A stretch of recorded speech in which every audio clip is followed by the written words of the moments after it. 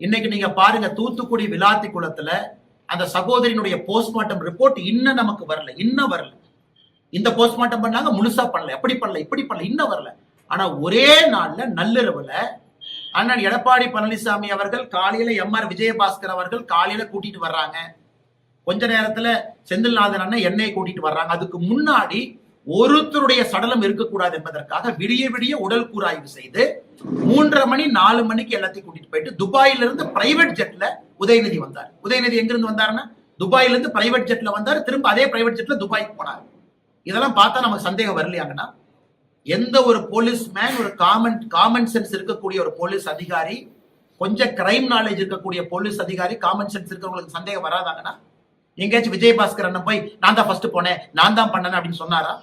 காப்பாற்றுவதற்காக இவர்கள் எல்லாம் பாடுபட்ட பொழுது விளம்பரம் செய்து கொண்டிருந்த செந்தில் பாலாஜி, சரி 10 ரூபாய் பாலாஜி என்று சொன்ன பிறகு செருப்பு எங்கிருந்து வந்துச்சு? கரூர்ல தானே வந்துச்சு. அதன் பிறகு செந்தில் பாலாஜியினுடைய நடவடிக்கை முன்னும் பின்பும்.